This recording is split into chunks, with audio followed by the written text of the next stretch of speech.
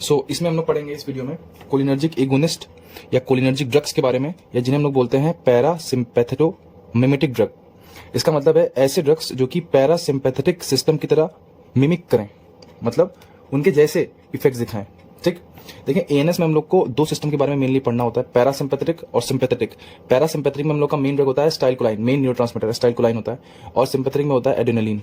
ठीक, हम लोगों ने लास्ट वीडियो में एसिटाइलकोलाइन का ट्रांसमिशन, फंक्शन, रिसेप्टर सब पढ़ा था। अब ऐसे ड्रग्स के बारे में पढ़ेंगे जो कि उसकी तरह एगोनिस्ट होते हैं, मतलब एसिटाइलकोलिन की तरह काम करते हैं। मतलब ड्रग हम लोग की बॉडी में कब दिए जाएंगे? जब एसिटाइलकोलिन की बॉडी में कमी हो जाएगी। सिंपल सी बात है। अब देखें, ये जो ड्रग हम लोग देते हैं वो दो तरीके से दे सकते हैं। वो दो तरीके होते हैं, सॉरी। एक तो होते हैं डायरेक्ट एक्टिंग और एक होते हैं इनडायरेक्ट एक्टिंग। देखें, ऐसे ड्रग्स जो कि सीधे जाके एसिटाइलकोलाइन के रिसेप्टर पे काम कर सकते हैं, बिल्कुल एसिटाइलकोलाइन की तरह, मतलब ये एसिटाइलकोलाइन की तरह ही होते हैं, और इनके रिसेप्टर्स जो एसिटाइलकोलाइन के होते हैं ना, वो इनको पहचानने से इनकार नहीं करते। उनको लगता है कि एसिटाइलकोलाइन ही है, उन्हीं की तरह बिल्कुल। उन्हें बोलते हैं डायरेक्टली एक्टिंग, जो जाके सीधे काम करेंगे किस पे? रिसेप्टर्स पे। दूसरे होते हैं इनडायरेक्ट एक्टिंग। देखें, जब बॉडी में एसिटाइलकोलाइन की कमी है तब हम ये ड्रग्स दे रहे हैं, तो इसका मतलब इन ड्रग्स का महत्व क्या है कि ये एसिटाइलकोलाइन को बॉडी में बढ़ाएं कैसे भी। तो इनडायरेक्टली एक्टिंग वाले क्या करते हैं, जो एसिटाइलकोलाइन को तोड़ने वाला एंजाइम होता है, हमें मालूम है उसका नाम क्या है, कोलिनेस्टरेज, जो कि एसिटाइलकोलाइन को एसीटेट और कोलिन में तोड़ता है। ये ड्रग्स उस एंजाइम के अगेंस्ट काम करते हैं, उस एंजाइम को काम करने से रोक देते हैं, तो बॉडी में एसिटाइलकोलाइन बढ़ जाता है। ठीक, अब देखें, जो डायरेक्टली एक्टिंग ड्रग्स होते हैं ना, ये होते हैं दो टाइप के। एक तो कोलिन एस्टर्स, दूसरे एल्केलॉइड्स। कोलिन एस्टर, ये बस इनके केमिकल नेचर के आधार पर इनका नाम दिया गया है। कुछ एल्केलॉइड्स होते हैं और कुछ कोलिन एस्टर्स होते हैं। कोलिन एस्टर्स मेनली चार होते हैं, एसिटाइलकोलिन, मेटाकोलिन, कार्बेकॉल, बेथेनाकॉल। एल्केलॉइड में हमें मेनली तीन नाम ध्यान रखने हैं, मस्करिन, पाइलोकार्पिन और एरेकोलिन। ठीक, अब जो इनडायरेक्टली एक्टिंग ड्रग्स होते हैं ना, ये भी दो टाइप के होते हैं, रिवर्सिबल और इरिवर्सिबल। मतलब जो इस एंजाइम को रिवर्सिबली इनहिबिट करें, और एक इरिवर्सिबल वाले वो हैं जो इस एंजाइम को परमानेंटली इनहिबिट कर दें। ठीक, पहले बात करते हैं रिवर्सिबल वाले की। तो ये होते हैं दो टाइप के, लिपिड सॉल्युबल, वाटर सॉल्युबल। देखें, लिपिड सॉल्युबल, वाटर सॉल्युबल का यहाँ पर सिग्निफिकेंस क्या है? जो लिपिड सॉल्युबल होंगे वो सीएनएस तक पहुंच जाएंगे, सीएनएस में इफेक्ट शो करेंगे, लेकिन जो वाटर सॉल्युबल होंगे वो सीएनएस तक नहीं पहुंच पाएंगे, बाहर बाहर इफेक्ट शो करेंगे बॉडी में। ठीक, इरिवर्सिबल वाले दो टाइप के होते हैं, एक होते हैं ऑर्गेनोफॉस्फेट और एक होते हैं कार्बामेट। खैर, पहले आते हैं वापस रिवर्सिबल वाले पे। लिपिड सॉल्युबल में बहुत सारे नाम है, इसमें सबसे इंपॉर्टेंट नाम है फाइजोस्टिग्मिन का, सबसे इंपॉर्टेंट नाम है। उसके अलावा बाकी के नाम है टैक्रिन, डोनप्रिजिल, राइवास्टिग्मिन, गैलेंटामिन। वाटर सॉल्युबल में तीन नाम है, सबसे इंपॉर्टेंट नाम है नियोस्टिग्मिन। इसके अलावा है पायरिडोस्टिग्मिन और एड्रोफोनियम। ठीक, ऑर्गेनोफॉस्फेट में जो होते हैं, ये नाम आपको ध्यान रखना है, मैलाथियोन, पैराथियोन, इक्थियोफेट, और कुछ नर्व गैसेस होती हैं जैसे कि टैबुन, सारिन, सोमान। ठीक, कार्बामेट में बस दो नाम ध्यान रखने हैं, कार्बारिल और प्रोपोक्सर। अब देखें याद कैसे करेंगे। देखें, ऐसे याद नहीं हो पाएंगे कि सीधे याद कर लेंगे। हम मैकेनिज्म समझते हैं कुछ ड्रग्स का, उनमें ये सब नाम आएंगे। जब हम उनके बारे में मतलब हल्का फुल्का पढ़ेंगे ना, तो उनके नाम अपने आप याद होते चले जाएंगे। इसलिए अभी कोई ज्यादा इंफेसाइज मत करें नाम याद करने पे। अब हम लोग सबसे पहले पढ़ेंगे डायरेक्टली एक्टिंग ड्रग्स के बारे में। ठीक, तो इसमें हम लोग सबसे पहले पढ़ेंगे कोलिन एस्टर्स के बारे में, उसके बाद पढ़ेंगे एल्कलॉइड के बारे में। ठीक, तो ध्यान से देखें। डायरेक्टली एक्टिंग ड्रग्स, सबसे पहला है हमारा एसिटाइलकोलाइन। देखें, एसिटाइलकोलाइन हम लोग सिंथेटिकली कभी किसी पेशेंट को बाहर से नहीं दे सकते, थेरापेटिकली किसी काम का नहीं होता है। चिराग तले अंधेरा। ठीक, वही वाली बात है कि इसी की कमी है और इसको डायरेक्ट नहीं दे सकते। क्यों नहीं दे सकते? क्योंकि ये बॉडी में मेटाबोलाइज हो जाता है। ठीक, बहुत जल्दी जो इसको मेटाबोलाइज करने वाला एंजाइम होता है ना, वो कोलिनेस्टरेज, उसको तुरंत क्या कर देता है, मेटाबोलाइज को तुरंत तोड़ देता है, इनएक्टिव कर देता है। अच्छा, तो कोई लोग बोलेंगे ठीक है, वो एंजाइम तो सीएनएस में होता है, अगर हम इसे इंट्रावीनसली दें तो इसका जवाब है कि इंट्रावीनसली एक एंजाइम होता है, इसे बोलते हैं ब्यूटाराइल कोलिनेस्टरेज, या इसे बोलते हैं सूडो एस्टाइल कोलिनेस्टरेज। मतलब अगर तुम इंट्रावीनसली दोगे ना, तो वेन्स के अंदर ये एंजाइम होता है, ये वहां पे इनहिबिट कर देगा, मतलब इनहिबिट होना ही है चाहे कैसे भी दो। ठीक, इसलिए हम लोग कभी भी इसको इंट्रावीनसली नहीं देते। ठीक, सॉरी, इंट्रावीनसली भी ये इफेक्टिव नहीं होता है, ओरली भी इफेक्टिव नहीं होता है, तो इसका कोई भी क्लिनिकल इंपॉर्टेंस है ही नहीं। अच्छा, एक बात और, एसिटाइलकोलाइन के दो रिसेप्टर्स होते हैं, मस्करेनिक और निकोटिनिक। तो एसिटाइलकोलाइन तो अपने दोनों रिसेप्टर पे फंक्शन करता है। ठीक, अब आते हैं इसका दूसरा एगोनिस्ट कार्बेकॉल। देखिए, कार्बेकॉल है ना, ये भी मस्करेनिक और निकोटिनिक दोनों रिसेप्टर्स पे एक्टिविटी अपनी शो करेगा। ठीक, और ये यूज होता है in the treatment of glaucoma. अब ध्यान से समझें, ग्लूकोमा में एक्वस ह्यूमर बढ़ रहा है, इंट्राऑक्यूलर टेंशन बढ़ रहा है, हमें एक्वस ह्यूमर को कम करना है, तो हम ऑब्वियस सी बात है क्या देंगे, एस्टाइल कोलिन देंगे, क्योंकि एस्टाइल कोलिन क्या करता है, मियोसिस कॉज करता है, ठीक है, पीपल को कॉन्स्ट्रक्ट करता है। उसकी वजह से क्या होगा, उसकी वजह से सॉरी पीपल को कॉन्स्ट्रक्ट करता है, उसकी वजह से क्या होगा, उसके जो इंट्रा ऑक्यूलर टेंशन है वो क्या हो जाएगी, कम हो जाएगी, ठीक है। अब नेक्स्ट है बिथेनोकॉल। बिथेनोकॉल की खास बात देखें कि मस्कनिक पे तो काम करता है लेकिन निकोटिनिक पे काम नहीं करता, निकोटिनिक पे काम नहीं करता है, तो एन से निकोटिनिक, एन से नो, ठीक। ये अच्छा, इसका मेन फंक्शन क्या है, ये ड्रग मेनली कब देते हैं, ये इस ड्रग का मेन एक्शन होता है पहली बात तो यूरिनरी ब्लैडर पे, ठीक।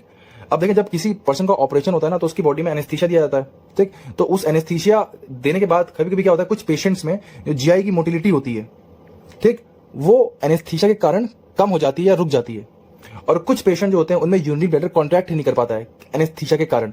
तो जो पहली कंडीशन थी जिसमें जीआईटी की मोटिलिटी कम हो गई थी या बंद हो गई थी, उसको बोलते हैं पोस्ट ऑपरेटिव उसे बोलते हैं post operative paralytic ileus. Ileus word आया इलियम से, स्मॉल इंटेस्टाइन से, ठीक। नेक्स्ट है पोस्ट ऑपरेटिव यूरिनरी रिटेंशन, कि यूरिनरी ब्लैडर कॉन्ट्रैक्ट नहीं हो पा रहा है तो यूरिनेशन नहीं कर पाता है आदमी, तो हम लोग उस केस में भी बेथेनोकॉल यूज करते हैं, most of the cholinergic drugs use करते हैं, ठीक, लेकिन ज्यादा कौन सा यूज करते हैं, बेथेनोकॉल। अब आते हैं मेटाकोलिन पे। देखिए मेटाकोलिन जो होता है इसका मेन एक्शन होता है मायोकार्डियम ऑफ हार्ट पे, ठीक। इसका सबसे इंपॉर्टेंट जो फंक्शन आपको ध्यान रखना है कि ये ब्रोंकियल हाइपर सेंसिटिविटी को सेंस करती है, डायग्नोज करती है in the patient of bronchial atopic asthma. देखिए मान लो कोई अस्थमा का पेशेंट आया है, अस्थमा का, हमें कंफर्म है कि उसके अस्थमा है, तो हमें चेक करना कि एटोपिक अस्थमा है या एनाटोपिक अस्थमा है, या फिर एनाटोपिक का मतलब नॉन एटोपिक अस्थमा है, मतलब एटोपिक अस्थमा है या फिर नॉन एटोपिक अस्थमा है, तो वो चेक करने के लिए हम लोग पर्सन को मेटाकोलिन देते हैं, ठीक। अगर और इस टेस्ट को बोलते हैं मेटाकोलिन चैलेंज टेस्ट। अगर मेटाकोलिन चैलेंज टेस्ट पॉजिटिव आता है तो हम लोग बोल देंगे कि तुम्हें क्या है, एटोपिक अस्थमा है, और अगर ये टेस्ट नेगेटिव आता है तो अस्थमा तो है ही ना, ये तो पहले ही हम लोगों ने डिसाइड कर लिया था, तो हम बोलेंगे तुम्हारा एटोपिक अस्थमा नहीं है, तुम्हें कौन सा है, नॉन एटोपिक अस्थमा है, ठीक। ये सेंस करता है ब्रोंकियल हाइपर सेंसिटिविटी को, ठीक।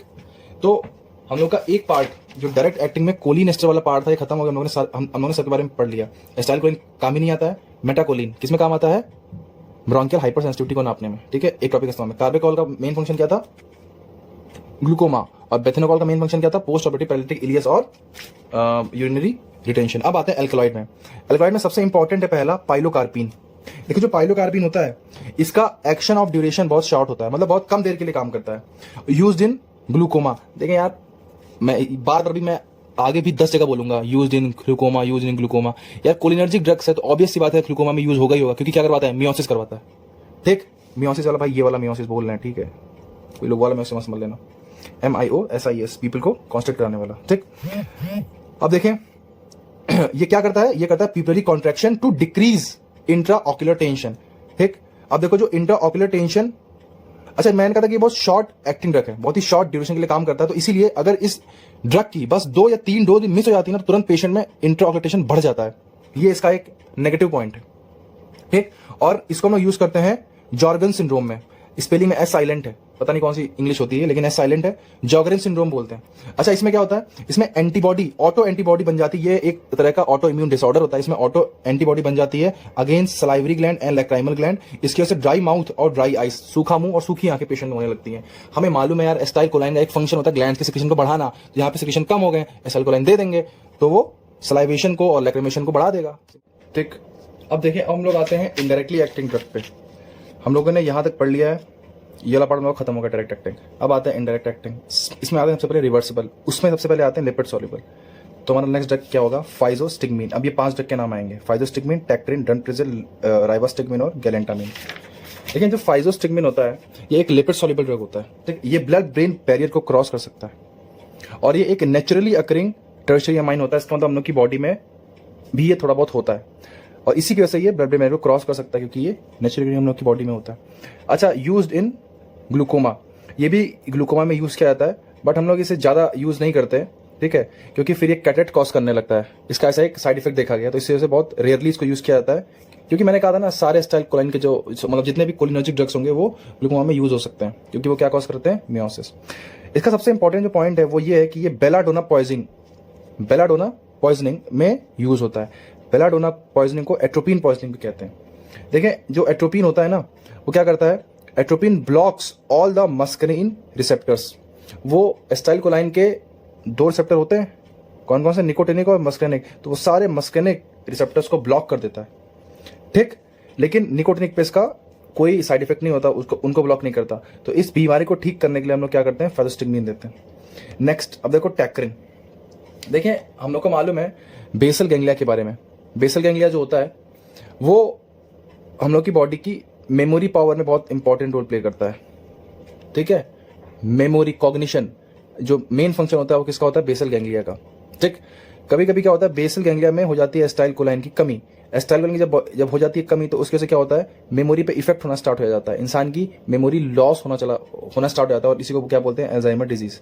जो टैक्रिन था ना वो सबसे पहले हम लोग उसको, वो पहले ड्रग ऑफ चॉइस था फॉर अल्जाइमर डिजीज, लेकिन उसका एक साइड इफेक्ट बाद में देखा गया है कि वो एक तो शॉर्ट एक्टिंग है, बस कुछ समय के लिए इफेक्टिव रहता है, दूसरा क्या है वो हिपैटोटॉक्सिक है, लीवर के लिए टॉक्सिक है, इसीलिए फिर क्या कर दिया, उसको हटा दिया गया। और उसकी जगह अब ये 3 ड्रग यूज किए जाते हैं, डर्नप्रेजिल, राइवास्टिग्मीन, गैलेंटामीन, ठीक है।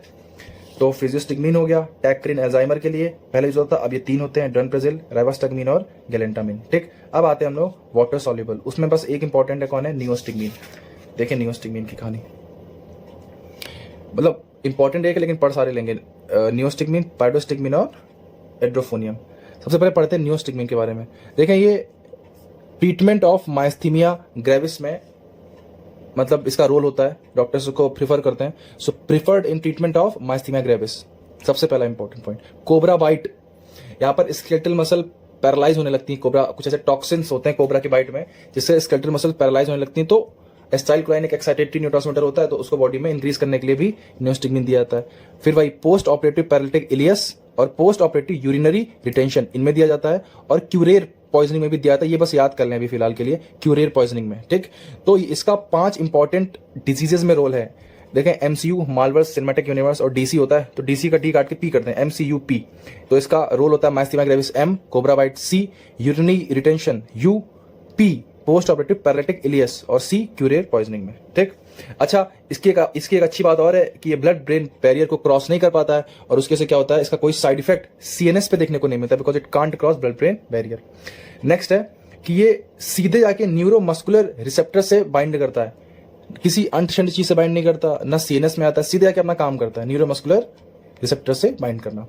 माइस्थीमिया ग्रेविस में क्या होता है, हमें मालूम है कि माइस्थीमिया ग्रेविस में ऑटो एंटीबॉडी बनने लगती है, ठीक है। ये भी क्या होता है, एक तरह का ऑटो इम्यून डिसऑर्डर होता है, तो इसमें एंटीबॉडीज बनने लगती हैं उन्हीं न्यूरोमस्कुलर रिसेप्टर्स के खिलाफ, तो वो डिस्ट्रॉय होने लगते हैं, तो उसके से मसल की वीकनेस आती है, तो इसलिए हम उसका यूज करते हैं किसके, माइस्थीमिया ग्रेविस के ट्रीटमेंट में, ठीक। नेक्स्ट है also used in reversal of competitive skeletal muscle relaxants. देखें ये भी एक पोस्ट ऑपरेटिव चीज ही होती है कि जब किसी के एनेस्थीसिया किसी को दे दिया जाता है ना, तो उसकी स्केलेटल मसल में भी क्या होता है, कभी कभी वो हद से ज्यादा रिलैक्स हो जाती हैं, ठीक है। मतलब एनेस्थीसिया जब अपना जब जब जब एनेस्थीसिया का काम खत्म हो गया तब भी वो अपनी स्टेट में नॉर्मल नहीं आ पा रही हैं, तब भी हम लोग नियोस्टिग्मीन देते हैं उनको एक्साइट करने के लिए और उनको नॉर्मल स्टेज में लाने के लिए। So also used in reversal of competitive skeletal muscle relaxants. Next है पाइरोस्टिग्मीन। देखिए इसका बस इसको कंपेयर किया है उससे कि नियोस्टिग्मीन से इसका जो मतलब एक्शन ऑफ ड्यूरेशन है वो ज्यादा है, ज्यादा देर तक काम करता है, लेकिन पोटेंट कम है, ठीक है, लेस पोटेंट है किससे देन नियोस्टिग्मीन, और बेटर टॉलरेटेड बाय माइस्थेमिक पेशेंट। और जो माइस्थेमिक पेशेंट होते हैं ना उनमें इसके जल्दी टॉलरेंस डेवलप हो जाती है, ठीक। अब देखो एक नोट है कि जो एट्रोपिन होता है ना, वो जब भी हम ये दोनों ड्रग देते हैं नियोस्टिग्मीन या पाइरोस्टिग्मीन, तो उसके साथ एट्रोपिन भी देते हैं। क्यों, ऐसा क्यों करते हैं, ऐसा इसलिए करते हैं ताकि जो एट्रोपिन है वो ब्लॉक कर दे मस्करिनिक रिसेप्टर्स को। मैंने पहले बताया था एट्रोपिन पॉइजनिंग में होता है ये कि एट्रोपिन क्या करता है, मस्करीन रिसेप्टर्स को ब्लॉक कर देता है, तो ताकि एट्रोपिन उन मस्करीन रिसेप्टर्स को ब्लॉक कर दे ताकि ये दोनों ड्रग मस्करीन रिसेप्टर्स पे अपना कोई फंक्शन ना परफॉर्म कर पाए, ठीक है। सो एक तरह का ये क्या होता है, सेफ्टी मेजर होता है कि कहीं ये दोनों ड्रग देखो हैं तो ये क्या एसिटाइलकोलाइन के एगोनिस्ट ही, तो ये भी चाहते हैं मस्करिनिक से बाइंड करना, तो कहीं बाइंड ना कर लें, इसलिए हम उसको पहले ब्लॉक करके रखते हैं with the help of atropine, ठीक। अच्छा एट्रोपिन हो गया। अब आते हैं एड्रोफोनियम पे। देखिए जो एड्रोफोनियम है इसके बारे में 2-4 चीजें इंपॉर्टेंट है। सबसे पहले तो ये इसका बहुत रैपिड ऑनसेट होता है, बहुत जल्दी काम करना शुरू करता है, ठीक। दूसरी बात है लेकिन होता बहुत शॉर्ट एक्टिंग है, सिर्फ 8 से 10 मिनट में इसका इफेक्ट चला जाता है, ठीक। जो ऐसे ड्रग होते हैं ना जो बहुत जल्दी काम करते हैं, उनका एक्शन जल्दी खत्म हो जाता है, वो लोग टेस्ट में काम आते हैं, किसी चीज के टेस्ट में, कैसे भी समझते हैं। अब देखो used in diagnosis of myasthenia gravis, ये माइस्थीमिया ग्रेविस के डायग्नोसिस में यूज होता है, ठीक। अच्छा इसका यूज कहां पे होता है वो देखें, to differentiate between myasthenia gravis and cholinergic crisis. Myasthenia gravis और कोलिनर्जिक क्राइसिस, इसको चेक करने के लिए हम लोग इस ड्रग का यूज करते हैं। देखो कैसे, मायस्थीनिया ग्रेविस का बिल्कुल उल्टा होता है कोलिनर्जिक क्राइसिस। यहां पे जो एनएम रिसेप्टर्स थे उनकी एक्टिविटी कम हो गई, उनके अगेंस्ट एंटीबॉडी बन रही थी, और कोलिनर्जिक क्राइसिस में वो रिसेप्टर जो होते हैं वो ओवर एक्टिव हो जाते हैं, ठीक। इसलिए मसल ज्यादा एक्साइट होती है, ट्रेमर्स आते हैं और फिर मसल वीकनेस आती है। इसमें वो रिसेप्टर्स काम ही नहीं कर रहे, इस वजह से मसल वीकनेस आ रही है। दोनों में मसल वीकनेस का रीजन अलग अलग होता है, ठीक। तो अब हमें कैसे मालूम, वो जो पेशेंट आएगा वो तो बस बोल देगा कि भैया हमारे हाथ पैर में दर्द हो रहा है, बहुत थकान फील होती है। तुम्हें कैसे मालूम कि वो केस मायस्थीनिया ग्रेविस का है जो कि एनएम रिसेप्टर में कमी की वजह से हुई है, या फिर वो केस कोलिनर्जिक क्राइसिस का है जो कि एनएम रिसेप्टर्स की ओवर एक्टिविटी की वजह से हुई है। तो इसके लिए हम लोग करते हैं एड्रोफोनियम टेस्ट। लेकिन जो एड्रोफोनियम होता है वो इंट्रावीनसली दिया जाता है। अच्छा, एड्रोफोनियम क्या है? कोलिनर्जिक ड्रग है, मतलब एसिटाइल कोलाइन को बॉडी में बढ़ाएगा, ठीक। तो अगर वो पेशेंट मायस्थीनिया ग्रेविस का हुआ तो 8 से 10 मिनट के अंदर, मतलब 8 से 10 मिनट तक उसके सिम्टम्स में एक बहुत अच्छा ड्रामेटिक इंप्रूवमेंट देखने को मिलेगा, क्योंकि रिसेप्टर्स काम नहीं कर रहे थे। हमने एड्रोफोनियम दिया, एसिटाइलकोलाइन की बॉडी में कमी थी एक तरीके से, मतलब कमी क्या थी कि वो रिसेप्टर से कम बाइंड हो पा रहा था। हमने उसको दे दिया एसिटाइलकोलाइन, ज्यादा बाइंड हुआ, तो 8-10 मिनट के लिए वो पेशेंट बहुत रिलैक्स फील करता है, ठीक। लेकिन अगर वो पेशेंट कोलिनर्जिक क्राइसिस का हुआ तो अगले 8-10 मिनट उसकी फट जाएगी, ठीक है। ये उसके लाइफ के अच्छे 8-10 मिनट नहीं होंगे। जो उसके सिम्टम होंगे वो बहुत बुरी तरीके से वर्सन हो जाएंगे और खराब हो जाएंगे, ठीक। तो एड्रोफोनियम का काम क्या है ये समझ में आया? कोलिनर्जिक क्राइसिस और मायस्थीनिया ग्रेविस को डिफरेंशिएट करने के लिए काम करते हैं। शॉर्ट एक्टिंग होता है, 8-10 मिनट तक काम करता है, ये हमारे लिए अच्छी बात है, तो टेस्ट में काम आ जा रहा है, ठीक। तो अब हम लोग का देखें क्या पार्ट खत्म हो गया, ये खत्म हो गया, वाटर सॉल्युबल, लिपिड सॉल्युबल, ये।